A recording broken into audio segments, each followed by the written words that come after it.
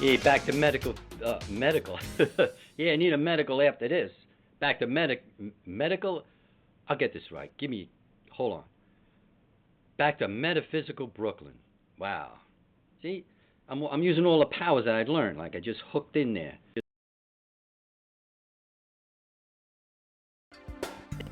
A little conversation one time that I had with left hook Lenny, the shadow boxer, and people think I'm a pug. That boxing is all violence and nothing else. I learned everything about life through boxing. In the gym, I began to see that there's a shadow in every form. There's a reflection of every light and an echo of every sound. Musicians got to hear the overtones, and the artist the form of the shadows, the degree of this reflection of light, and you have to see below the surface. I'm not just a pug. And everyone has this capacity, but it's our attitude that keeps us looking down, so to speak, and we only see the surface. Many think this is all there is and won't see any further, and many of us have the intelligence to see the shadow or behind things, you get it? But are afraid to leave their self-created ring. Create their own ring. They don't even need ropes. They got their own ring. They would gladly accept this insight if it came without any trouble. But thinking for many people is trouble. Know what I'm saying? Whoa. Watch out. When I boxed, I realized two things. Being open, that is keeping my mind on the task at hand above all else. Otherwise, get my head beat in and I'll wind up, I'll get knocked out. That's what'll happen. The other is the all-out effort in executing the task. Hey, a jump rope, medicine ball, whatever. And then you will find out the shadow, the true reflection hidden in all things, because the shadow knows. Simple as that. And that is what boxing has given me. Plus, I got a great left hook. Yo, Gus, come over here. How about I bang one right off your head? Come on. Come on. No thanks, Lenny. I'll pass like the shadow. Oh, good one, Gus. Good one. I love you, man. Come on, let's go a few rounds. The only rounds I'm going to have with you is like a ginger ale in the corner candy store. Do you mind? Hey, now you know I'm not just a pug. I got this, and I got that. A left hook. Sometimes a right works too, but that just sets up the left. You know what I'm saying? Come on, let's do a couple of rounds. And that was the way of the candy store. With left hook Lenny, the shadow boxer.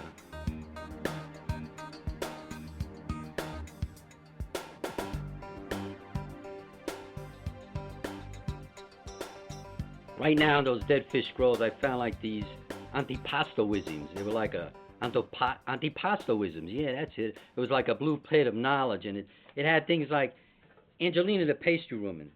She said, set an elegant table, eat your lot, and you will get your just dessert. That makes sense. And there was Sophia the bimbo. She said, to love eternally doesn't mean forever in time. To love eternally is to enter another time. That'll cost you $100 for this time. And there was a UFA lady. I have an affinity to Jesus, a connection. But that's not the only way. It can be found through any belief that preaches love above all else. And I said, tell me, UFA lady, what does UFA mean?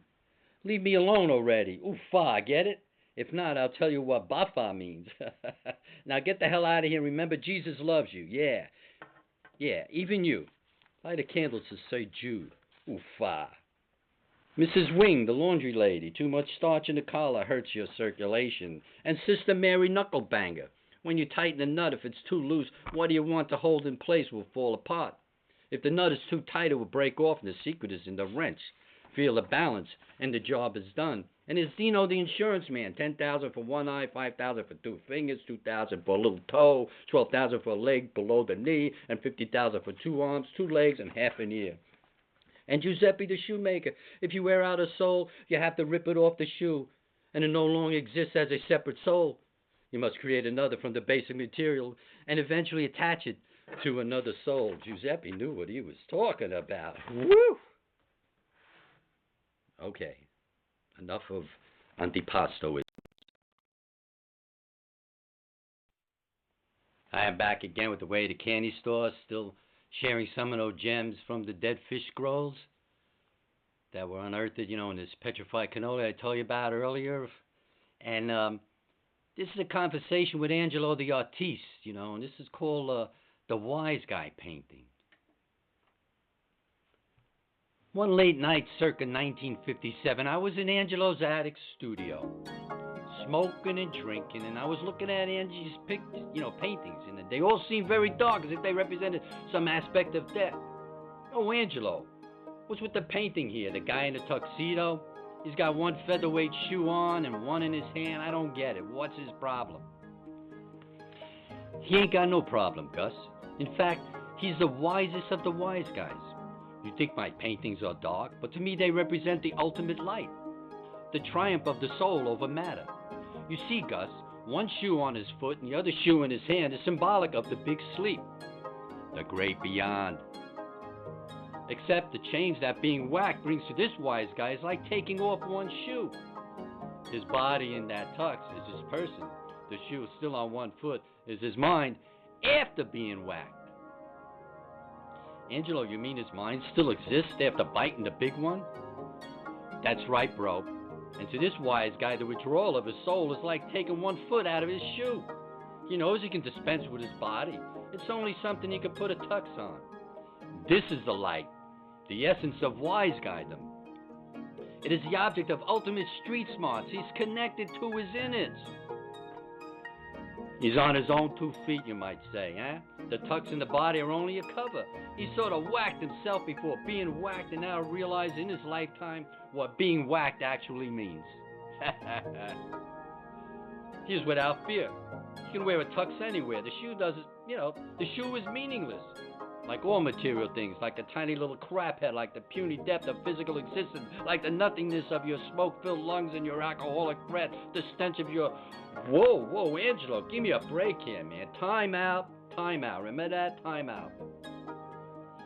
Sorry, Gus, all I'm saying is all this ain't nothing compared to the majesty of your spirit, your soul. That's why this picture represents the ultimate triumph, bro. This wise guy's free. Free. Angie, you're a freaking wacko, man. Yo, thanks, Gus. I hope I can say the same for you one day. Now pass me the butt and give me a swig of your drink. Burp. What are you gonna do? Angelo was still from the candy store. And thank God I went over that day to have this conversation with him. I still don't know what he meant, but thank God I had the conversation. And that was the way of the candy store. Ciao, from Angelo and me.